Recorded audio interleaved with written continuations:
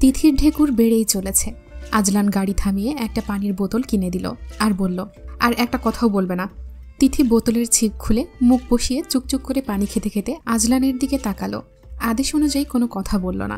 লোকটার কালো কুচকুচে দাড়ি গোফের ভেতরে ঠোঁট দুটো যেন গভীর জঙ্গলের মাঝে হদিস না পাওয়া সেই গুহার মুখ। খুললেই যেন গপ করে একটা আস্ত মানুষ গিলে ফেলার ক্ষমতা রাখে। মনের দুঃখে তিথি আপাতত কিছুই বলল না। ঝগড়া করতে দুইজন মানুষ লাগে। একজন মানুষ কতক্ষণ একা একা ঝগড়া চালিয়ে যেতে পারে? তার মধ্যে তিথি আবার গর্ভবতী, তার এত শক্তি কোথায়? এদের পুরো শেখ গোষ্ঠীর কাজ হচ্ছে জুতো মেরে গরু দান করা। সেদিন তাকে অপমান করে বের করে দিল, আর আজ আবার গরুর মতো টানতে টানতে নিয়ে যাচ্ছে।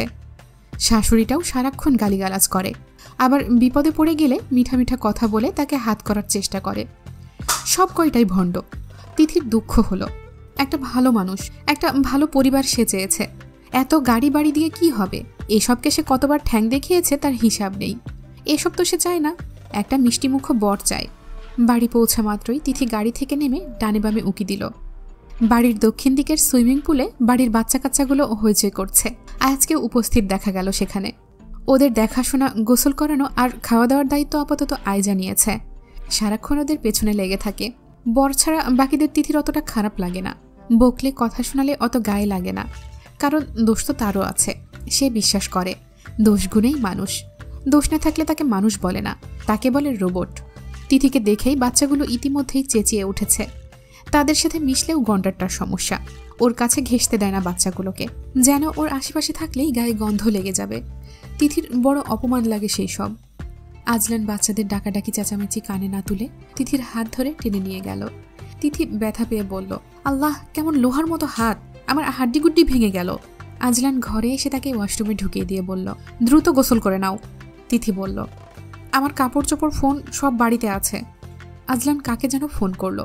মুফিজুর রহমান ফোন তোলা মাত্রই বললেন, হ্যাঁ বাবা, ওকে এভাবে নিয়ে যাওয়াটা কি ঠিক হলো? আজলান বলল, অত ঠিক বেঠিক জানতে চাইনি। আপনার মেয়ের ব্যাগ, ফোন আর যাবতীয় জিনিসপত্র যা আছে আমাদের ড্রাইভারকে দিয়ে দেবেন। কিছুক্ষণের মধ্যেই যাবে। এখন রাখুন।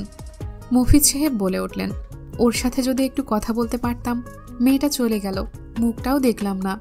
আজলান বিরক্তিকর গলায় বলল, অসহ্য। বলেই তিথির দিকে ফোনটা বাড়িয়ে দিল। তিথি একটু দূরে চলে গেল। ফিসফিস করে বলল, হ্যাঁ বাবা বলো। মুফিজ সাহেব গর্জন করে উঠলেন, সবাই এখানে বলাবলি করছে ওই গোলামের পুত নাকি তোকে টানতে টানতে গাড়িতে তুলেছে। হ্যাঁ বাবা। শালাকে আমি দেখে নেব, ও পেয়েছেটা কি? আমার মেয়ে কি হাতের পুতুল? আজলান গায়ের কোট খুলে রাখতে রাখতে ভ্রুকুচকে তিথির দিকে তাকালো। তিথি তার দিকে কোনা চোখে তাকিয়ে ফিসফিস করে বলল, আচ্ছা আর গালাগালি দিও না, আমার উপর ভরসা রাখো, আমি এদের সাইজ করে ছাড়ব। মুফিজ সাহেব বললেন, তোর শাশুড়ি এক নম্বরের জল্লাদ, বুঝলি? ছেলের কান ভারী করে। আমাকে আজ তোর শাশুড়ির এক আত্মীয় বলেছে তোর জামাইরে নাকি তোর শাশুড়ি আর একটা বিয়ে করবে বলেছে। কত বজ্জাত দেখেছিস? তিথি বলল, সব জানি আব্বা। মুফিজ সাহেব বললেন, তোর পাশে ওই আহম্মক আছে নাকি? তিথি ফিসফিস করে বলল, হ্যাঁ। মুফিজ সাহেব বললেন, ও তাই তুই এভাবে কথা বলছিস?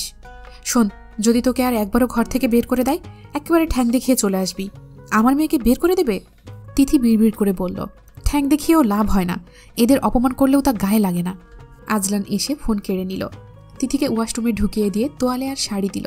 তিথি বলল, আমি তোমার ঘরে থাকবো না। আজলান বলল, কোথায় থাকবে সেটা আমি ডিসাইড করব, নট ইউ। তিথি লম্বা জিহ্বা বের করে বলল, আমি ঠিক করব। আজলান দরজা টেনে বাইরে থেকে বন্ধ করে দিল।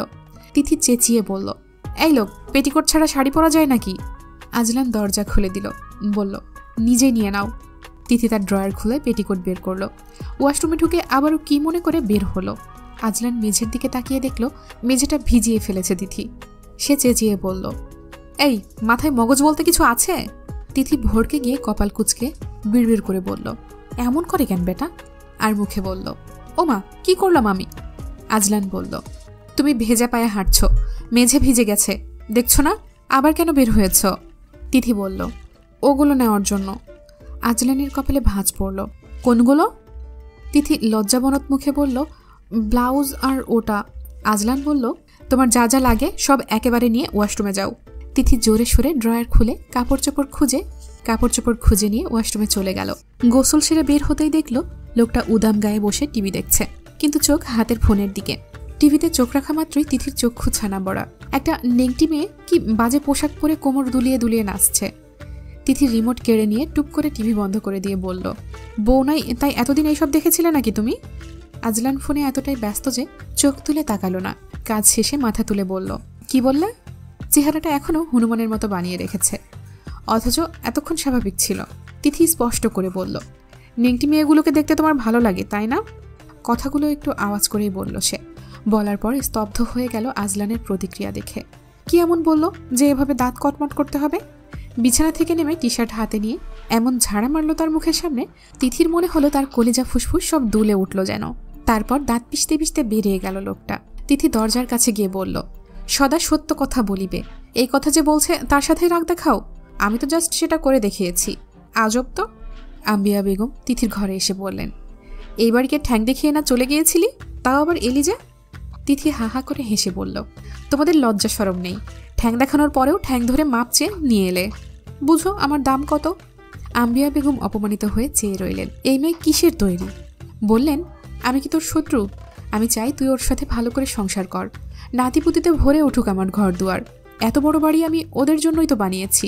তিথি শাড়ির কুচি ঠিক করতে করতে বলল, তোমার ওই রসকসেন ছেলেকে আমার সাথে ঝুলিয়ে দিয়ে বহুত নাচা নেচেছ। রসকস নেই বলেই তো গরিব ঘরের মেয়ে এনেছ, নইলে তো মিস পারফেক্ট খুঁজে আনতে। আম্বিয়া বেগম বললেন, বেকুব মাথা মোটা, ও ছোট থেকেই ওই রকম গদ্দার, তাই ওর জন্য একটা সাদামাটা বউ খুঁজে এনেছি, যাতে মুখে মুখে তর্ক না করে, ওর মন জুগিয়ে চলে। তুই এমন বোম্বে মরিচ হবি কে জানতো? তোকে প্রথম দেখাই তো মন্দ লাগেনি রে, তুই একটু ওর মন মতো হয়ে চলতে পারিস না? তিথি বলল, অনেক মন জুগিয়ে চলেছি, আমার ডিসিশন ফাইনাল। বাচ্চাটা তোমাকে ধরিয়ে দিয়ে এই বাড়িকে ঠ্যাং দেখিয়ে চিরতরে চলে যাব। আম্বিয়া বেগম তিথির মাথায় গাঁটটা মেরে বলল, তোর মতো মেয়ে আমি জীবনেও দেখিনি। আজলান ঘরে আসতেই আম্বিয়া বেগম বেরিয়ে গেল।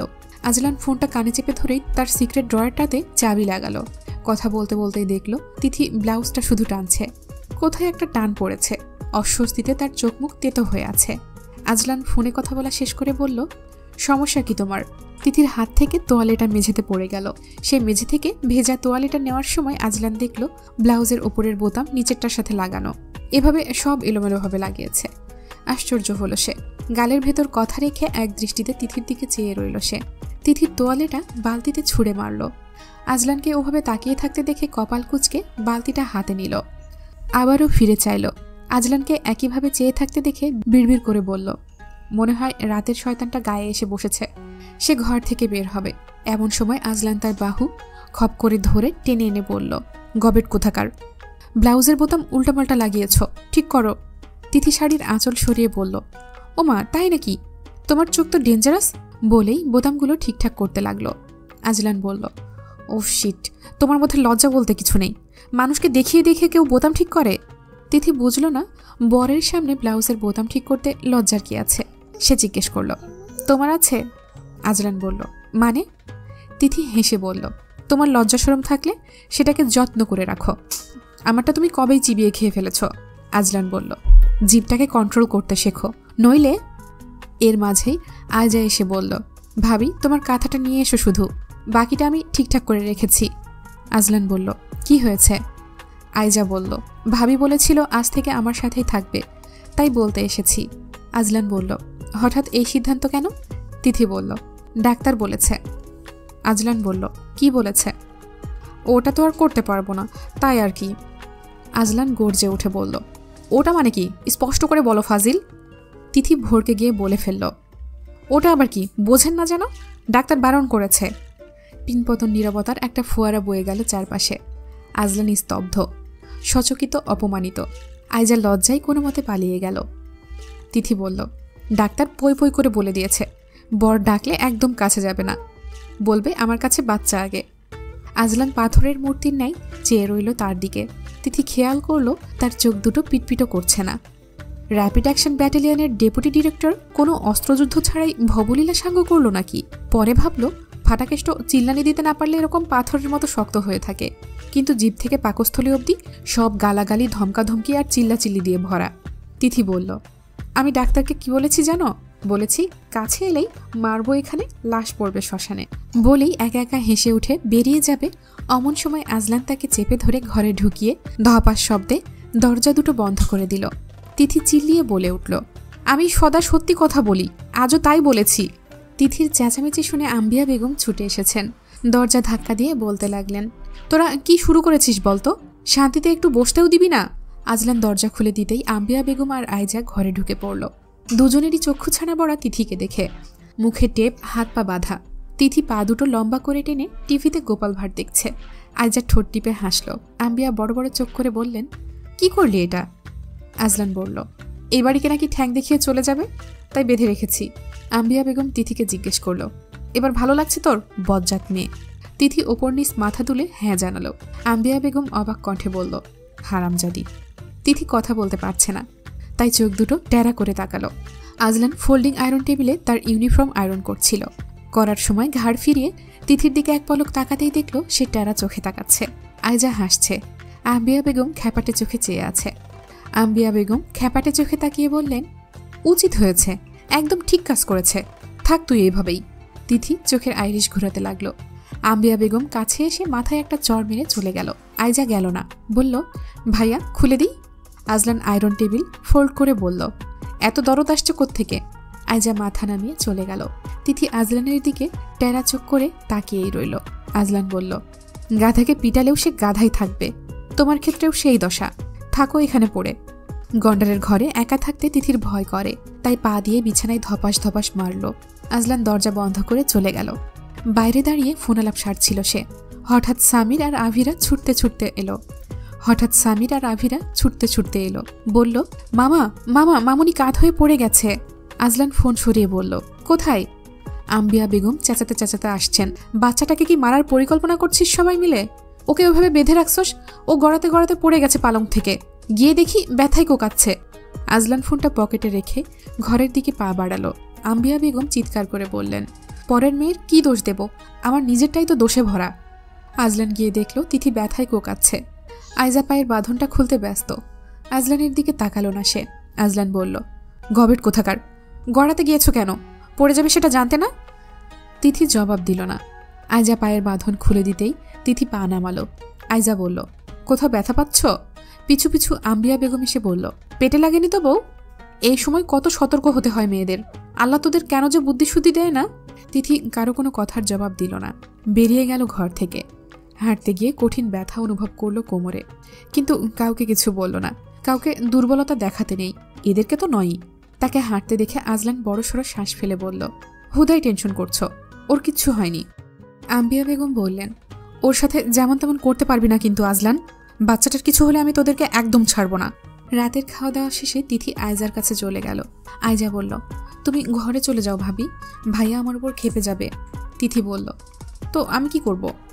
আইজা বলল, ভাইয়া আমাকে বকবে। তিথি বলল, কিছু হতে না হতেই আমাকে মেঝেতে ঘুমাতে বলবে। আমি অনেক সহ্য করেছি, এখন আমার সাথে আমার বাচ্চা আছে, আমাকে কিছু বলা মানে আমার বাচ্চাকে অপমান করা। কিছু বলবে না, চিলমুডে থাকো। আইজা বলল, সামনে তোমার ইনকোর্স পরীক্ষা দেবে না? জানি না বলেই তিথি কাঁথা মুড়ি দিয়ে ঘুমিয়ে পড়ল। এবার ব্যথাটা ক্রমশই বাড়ছে। উফ, কি জ্বালা রে, কোমরের হাড্ডি বোধহয় ভেঙেই গেল। সকালে ঘুম থেকে উঠে খেয়াল করলো মেঝেতে পা বসাতে অবধি কষ্ট হচ্ছে, এতটাই ব্যথা করছে কোমরে। কোনো মতে পা টিপে টিপে ঘরে গিয়ে দেখল ঝকঝকে তকতকে বিছানা, ইউনিফর্ম পরে মাথার চুল ঠিকঠাক করছে আজলান শেখ। তিথি এসেছে দেখে ঘাড় ফিরিয়ে তাকালো। তিথি আহত দৃষ্টিতে চেয়ে আছে, কিছু বলল না। তিথি ব্রাশে টুথপেস্ট লাগিয়ে নিল, ব্রাশ করতে লাগলো। এত শব্দ করে কুলি করতে লাগলো যে আজলানের বিরক্তির সীমা রইল না। কাতকুত করে গলা পরিষ্কার করতে লাগলো, যেন গলা নয় ইটের কারখানা। আজলান বেরিয়ে গেল। তিথি মুখ মুছতে মুছতে আয়নার সামনে দাঁড়িয়ে হালকা করে কোমরের দিকটা উন্মুক্ত করলো। দেখলো ফুলে গেছে সেখানটায়, কি টনটনে ব্যথা। আজলান তখনই ঘরে প্রবেশ করতেই তিথি চেঁচিয়ে উঠে বলল, ছি। আজলান তার টুপিটা নিতে ভুলে গিয়েছিল, সেটা হাতে নিয়ে তিথির দিকে তাকিয়ে বলল, কোনো সমস্যা? তিথি আয়নায় আজলানের দিকে চেয়ে বলল, বিরাট সমস্যা। আমি যখনই আমার কাপড় সরাবো তখনই তোমাকে চলে আসতে হবে। শয়তানটা তোমাকে বলে দেয় না তোমার সাথে ওর খুব ভাব? আজলান রাগান্বিত হয়ে বলল, শাট আপ। তিথি চুপ করে গেল। আজলান তার বাহু ধরে তার দিকে ফিরিয়ে বলল, ঘর, বিছানা, ওয়ার্ড্রপ কিচ্ছু যেন এলোমেলো না হয়। তিথি বলল, ওকে বস। আজলান বলল, অ্যাডভোকেট তসলিমা খাতুনকে বলে দিয়েছি, পেপারটা যেন আরও 9 মাস পরে দেয়। তিথি চেঁচিয়ে বলল, ডিভোর্স পেপার? আজলান বলল, হ্যাঁ। তিথি বলল, সত্যি সত্যি ডিভোর্স দেবে আমাকে? আজলান বলল, জাস্ট শাট আপ। তুমি ওনার কাছে গিয়েছিলে, সো উনি যা বলেছে আমি শুধু তোমাকে সেটাই বলেছি। সব কিছুতে আমাকে ইনভলভ করাটা বন্ধ করো। তুমি কি জানো তুমি একটা অসহ্য বাদর? তিথি বলল, আরে না না, বাদর না, গন্ডারনি। আজলান বলল, মানে? তিথি বলল, মানে হচ্ছে গন্ডারের বউ গন্ডারনি বলো। আজলান কণ্ঠ একটু খাদে নামিয়ে বলল, তোমাকে আমি এই বাড়ি থেকে চিরতরে বের করে দিতাম, পারছি না কেন জানো? Just because you are my so called wife and mother of my child. Tithi বলল, আর কিছু? আজলান বলল, আমি এসে যদি দেখি তুমি সবকিছু এলোমেলো করে ফেলেছ, তাহলে সোজা বাড়ির বাইরে আউট, তোমার জায়গা বস্তিতে। তিথি মুখ বেঁকিয়ে বলল, বস্তির জামাই। আজলান কাজে চলে গেল। তিথি রমলা চাচির সাথে তালে তাল মিলিয়ে রান্নাঘরের কাজ সেরে নিল। রমলা চাচি তার একমাত্র দুঃখ বোঝে। তিনি বললেন, তুমি কেন আইলা এই বাড়িতে? তুমি যখন ছিলা না, সবাই তোমার নামে কত কি বলছে জানো? তিথি বলল, কি বলেছে? রমলা ফিসফিস করে বলল, তোমার জামাইরে আরেকটা বিয়া করাইবো বলেছে। তিথি হেসে উঠে বলল, এরকম হলে আমার চাইতে বেশি খুশি কেউ হবে না, বুঝলে? রমলা চাচি অবাক কণ্ঠে বলল, তুমি হাসতেছো বউ? জামাই যখন অন্য কাউরে সোহাগ কইরা কথা বলবো তখন দেখবা কেমন লাগে। তিথি হাসতে হাসতে বলল, কি যে বলো না, আমার জামাই জীবনেও সোহাগ কইরা কথা বলতে পারবে না। ওই বেটা সেসব জানে নাকি? রমলা বলল, বাচ্চা পেটে আসছে, তারপরেও এসব কথা বলবা? তিথি বলল, দেখো চাচি, বাচ্চা পেটে আসার জন্য প্রেম ভালোবাসার দরকার পড়ে না, বুঝলে? তুমি দেখো কত মানুষ সংসার করে যাচ্ছে প্রেম ভালোবাসা ছাড়াই। জগতের নিয়ম, তাই সবাই সংসার করছে, একসাথে ঘুমাচ্ছে, বাচ্চা নিচ্ছে, তাদের মানুষ করছে। ভালোবাসা থাকে গুটি কয়েকটা দম্পতির মাঝে, ওরাই আসল সুখী, বুঝলে? রমলা চাচি বলল, তুমি তোমার জামাইরে ভালোবাসো না? তিথি ব্যঙ্গ করে বলল, পারি না আজকেই ছেড়ে যাই, তুমি আবার বলো ভালোবাসা? ভালো কাকে বাসা যায় জানো? যে ওইসবের মূল্য দেবে। তুমি কারোর জন্য একটু রান্না করলে, সে তোমার রান্নাটা খেলো না, তোমাকে অবজ্ঞা করলো, তার প্রতি তোমার ভালোবাসা আসবে? তুমি কারোর জন্য সাজলে, সে তোমাকে দেখে মিষ্টিভাবে কটাক্ষ করলো, তোমার মধ্যে ভালোবাসা আসবে? তুমি কারো কপালে মলম লাগিয়ে দিলে যত্নের সাথে, তোমার হাতে পেঁয়াজের গন্ধ বলে সে তোমার দিকে ঘৃণা ভরে তাকালো, তোমার তার প্রতি ভালোবাসা আসবে? ভালোবাসা কি এত ক্যালকুলেশন করে হয় বলো? আমি যতবার ভালোবাসতে গিয়েছি ততবার আঘাত পেয়ে ফিরে এসেছি, তাই ওইসবের ওপর আমার বিশ্বাস নেই। রমলা চাচি বলল, এত কঠিন কথা বুঝি না বাপু, বিয়া হইলে জামাই বউয়ের মধ্যে ভালোবাসা হইয়া যায়, তোমাদের হইল না কেন? তিথি হেসে বলল, আমাদের হবেও না। এভাবেই সংসার করবা? মোটেও না। সংসার কি জেলখানা যে বের হতে পারবো না? একটা সময় দেখবে ফুরুত করে বেরিয়ে যাব। তোমাদের বাবু ভাবে আমি বড়ই অসহায়, এসব অবজ্ঞা আর তাচ্ছিল্য পেয়েও থেকে যাব, কিন্তু তা হবে না বস।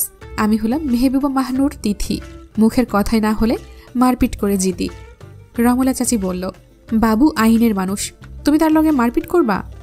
তিথি হেসে বলল, আইনের মাইরে মাপজোক আছে বুঝলে, কিন্তু আমার মায়ের মাপজোক ছাড়া। রমলা চাচি এবার হাসলো আর বলল, বিয়ার পর তুমি কিন্তু কথাও বলতা না, আর এখন কত কথা বলো। তিথি বলল, শোনো, তখন তারা বর কেন, পুরো পৃথিবীর সাথে লড়াই করার ক্ষমতা রাখে, তাই হয়তো একটু একটু গলাবাজি করি। রমলা চাচি বলল, হ্যাঁ তাই তো, কিন্তু তুমি তো বাচ্চাটারে মায়েরা ফেলতে চাইছিলা। তিথি আর জবাব দিল না, তার শেকড়েই ভয়, যদি শেকড় একবার গেড়ে যায় বহু গভীরে, এই অবজ্ঞা, তুচ্ছতাচ্ছিল্য, অপমান তাকে সারা জীবন সয়ে যেতে হবে। মেয়েরা চাইলেও সব পারে না, আবার সব পারলেও সব জায়গায় একটু না একটু ত্রুটি থেকেই যায়। রাত 8টার দিকে আজলান বাড়ি ফিরল। ইউনিফর্ম পাল্টে কোচের ওপর শুয়ে আরাম করছিল। তিথি বড় কাতল মাছটা কেটে সাবান দিয়ে হাত ধুয়ে সবেমাত্র ঘরে প্রবেশ করেছে। আজলান কোচ থেকে উঠে নাক টেনে বলল, আষ্টে গন্ধ। এই মেহবুব, মাছ কেটেছ? কোমরের ব্যথায় তিথির সব বিরক্ত লাগছে। আজলানের এমন প্রশ্ন শুনে বলল, হ্যাঁ তো, আঙুল দিয়ে মাছের নাড়ি ভুড়ি গু মুদ সব বের করেছি, তারপর সেগুলো দিয়ে কষলে কষলে ভাত খেয়ে আসছি, তোমার জন্যও রাখা আছে। আজলান শেখের মুখের অবস্থা এমন হলো যেন বমি তার মুখের সামনে এসে পড়েছে। গর্জে উঠে বলল, এই চুপ, একদম চুপ। তিথি বলল, চুপ করব না, এই মাছের গন্ধ নিয়ে তোমার সাথে মাখামাখি করব আজ। তিথি যেন তখনই তাকে জড়িয়ে ধরতে যাচ্ছিল। আজলান দ্রুত পায়ে ঘর থেকে নিচে গেল। নিচে গিয়েই চেঁচামেচি জুড়ে দিল। তিথি পা টিপে টিপে নিচে যেতেই আতিফা বলল, ভাইয়া এইসব পছন্দ করে না জানো, তারপরেও বলতে যাও কেন? তিথি বলল, সেটা আমার আর ওনার ব্যাপার, তুমি সেখানে নাক গলাচ্ছ কেন? আম্বিয়া বেগম বললেন, সবেমাত্র বাড়ি ফিরেছে, তুই একটু শান্তিতে ওকে বসতেও দিলি না? তিথি বলল, তোমার সামনেই তো সাবান দিয়ে ডলে ডলে হাত ধুলাম, তোমার ছেলে বলে আমার গায়ে নাকি আসতে গন্ধ। আম্বিয়া বেগম আর কিছু বললেন না। আতিফা বলল, মাছ কাটার সাথে সাথে তোমাকে ভাইয়ার সামনে যেতে হবে কেন? তিথি বলল, আমি আমার বরের কাছে কখন যাব সেটা কি তুমি বলে দেবে? আইজা বলল, আপু তুই কেন ভাবিকে বকছিস? ভাইয়ার দোষ আছে, এত খুঁত ধরলে আমার নিজেরও রাগ লাগবে। আজলান বাড়িতে ঢুকে কারো দিকে তাকালো না, চুপচাপ ঘরে চলে গেল। তিথি যখন ঘরে এলো তখন আজলান সবেমাত্র গোসল শেষ করে বের হয়েছে। উদম গায়ে ঘরময় পায়চারি করতে করতে মাথা মুছছে, গায়ে সাবানের খুশবু। তিথি নাক টানতে টানতে বলল, কি বিচ্ছিরি গন্ধ রে বাবা, এসব সাবানও মানুষ আজকাল ব্যবহার করে? এসব সাবানও মানুষ ব্যবহার করে আজকাল? আজলান তার দিকে তাকালো আর বলল, বস্তির লোকজন এসব সোপ এখনো চোখেও দেখেনি, ব্যবহার করো তো দূরে থাক। তিথি ওয়াশরুমে ঢুকে পড়ল বাঁকা হেসে, সাবানটা দিয়ে ডলে ডলে হাত মুখ ধুয়ে নিল, কামিজের ওড়নাটা বালতিতে ডুবিয়ে রেখে বেরিয়ে এলো। আজলান নাক টেনে বলল, তুমি আমার সোপ ইউজ করেছ? তিথি বলল, কই না তো। আজলান এগিয়ে এসে তার হাত ধরে শুকে বলল, মিথ্যে বলছো কেন? তিথি বলল, শুধু হাত দিয়ে ধরেছি। আজলান তার কপালের কাছে শুকে বলল, মুখও ধুয়েছ? সাবানে আবার চুল লাগিয়ে রাখুনি তো? তিথি বলল, ওইটা দিয়ে তো চুলও ধুয়েছি দুপুরে। আজলান দাঁত কিড়মিড় করতে লাগলো। তিথি বিড়বিড়িয়ে বলল, ফাটা কেষ্টর পছন্দ আছে, আহা কি মিষ্টি গন্ধ। আচ্ছা, এসব গন্ধ মেখে মেয়ে মানুষের সামনে হাঁটলে তো তারা পাগল হয়ে যাবে, জড়িয়ে ধরতে চাইবে। সে আজলানকে জড়িয়ে ধরে নাক টেনে বলল, বাপরে কি খুশবু। আজলান চোখ নিচু করে তিথিকে দেখে বলল, এসব কি হচ্ছে, ছাড়ো, তুমি আমার গায়ে পড়ো কোন সাহসে? তিথি বলল, চুপ, একদম চুপ, আমার গায়ে তোমার ওই রাতের শয়তানটা এসে বসেছে। মানে? মানে আদর পেতে ইচ্ছে করছে। একটু আদর করো না গো। আজলান তাকে দূরে ঠেলে দিয়ে বলল, আমার মেজাজ খারাপ করে এখন এসেছ আদর চাইতে? আর হোয়াট ইজ আদর, এইসব ওয়ার্ড শুনতে কেমন লাগে? তিথি বলল, ভালোই তো লাগে। আজলান কপাল চেপে ধরে বলল, উফ। তিথি বলল, আমাদের পাড়ার ওই রাতুল ভাই ছিল না, সেও তোমার মতো এরকম করতো, উফ যা লাগতো না তখন। বলেই তিথি কপাল চেপে ধরে উফ বলে আজলানের মতো হাঁটতে লাগলো। আজলান বলল, সেই শয়তানটা আবার কে? তিথি ফিক করে হেসে উঠে বলল, চাইল্ডহুড লাভ। তোমার যেমন একটা পিঙ্কি ছিল, আমারও তেমন একটা ডিঙ্কি ছিল। তাকে দেখলেই আমার দিলের ধারকান বাইরা যাইতো, সেখানে শব্দ হতো ধূপধাপ ধূপধাপ, যেন ভেতরে ডিজে চলছে। আহা কি ফিলিংস মাইরি, কোথায় হারিয়ে গেল সেই সব ফিলিংস। কপালে একটা ফাটাকেষ্ট জুটে গেল, আর আমার সেই সব ফিলিংসের মাইরে বাপ হয়ে গেল। বলতে না বলতেই বেসিনের কাছে ছুটে গিয়ে গলগল করে বমি করল তিথি। পানির ঝাপটা মেরে ঢলে পড়তে পড়তে দেয়াল ধরে দাঁড়িয়ে পড়ল বহু কষ্টে। আজলানের দিকে চেয়ে বলল, তুমি যতগুলো চুমু খেয়েছো এখন সব বের হচ্ছে। আগেই বলেছিলাম আমার পেটে ভালো কিছু সহ্য হয় না। আজলান তাকে ধরতে আসলে তিথি এক ঝটকায় দূরে ঠেলে দিয়ে বলল, আম ওকে বস। আজলান বলল, বমি করেছ, গোসল করে ফেলাও, বেটার হবে। তিথি ছুটে গিয়ে সোজা বিছানায় উপর হয়ে শুয়ে পড়ল। আজলান তাকে চিৎ করে শোয়াতেই টের পেল তিথি জ্ঞান হারিয়েছে। জ্ঞান ফিরতেই তিথি দেখল তার মুখের ওপর একটা পুরুষ মানুষ লেবু পাতা কসলাচ্ছে। তিথি চোখ মেলা মাত্রই দেখল খুশবুওয়ালা। আহ কি খুশবু রে।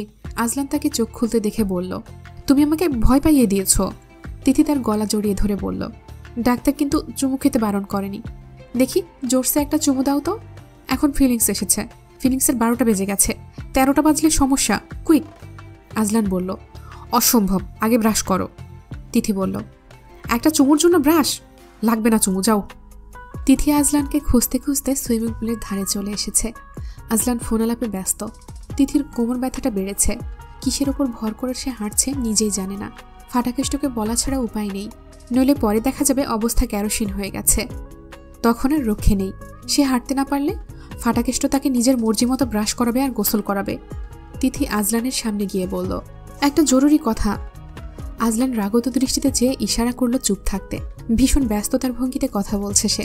তিথি তার সামনে গিয়ে দাঁড়িয়ে বলল, ভীষণ জরুরি, আর সহ্য হচ্ছে না। আজলান আঙুল তুলে ঠোঁটের কাছে রেখে চুপ থাকতে বলল। তিথি তার শার্ট টেনে ধরে বলল, একবার শোনো, রাতে আমার ঘুম হবে না। আজলান তাকে চুপ করানোর জন্য মাথাটা টেনে চেপে ধরল বুকে। যদি ইট পাথরের উপর চেপে ধরত তাহলে এতক্ষণ কপাল ফেটে রক্ত গড়াতো। এতটা জোরে চেপে ধরে মানুষ।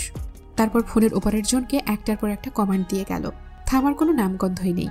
তিথি খুশবুতে মগ্ন হয়ে রইল, তাই নড়াচড়া করেনি। ব্যাপারটা তার মন্দ লাগেনি। শেষে ওকে ফাইন গুড নাইট বলার পর ফোনটা রাখতে দেরি। তিথির মুখ তুলে কিছু বলার আগেই আজলান জোরসে একটা চুমু খেয়ে ছেড়ে দিয়ে বলল, আজব পাবলিক তুমি, কথা বলছি সেখানে এসে ডিস্টার্ব করছো, অসহ্য। বলেই গটমট পায়ে হেঁটে চলে গেল। তিথি হতচ্ছাড়ার মতো তার যাওয়ার পথে চেয়ে রইল। ঠোঁট মুছে বলল, ধ্যাত, চুমুতে কি কোমর ব্যথা যাবে? এই লোক, আরে ব্রাশও তো করিনি, তাও চুমু খেলো।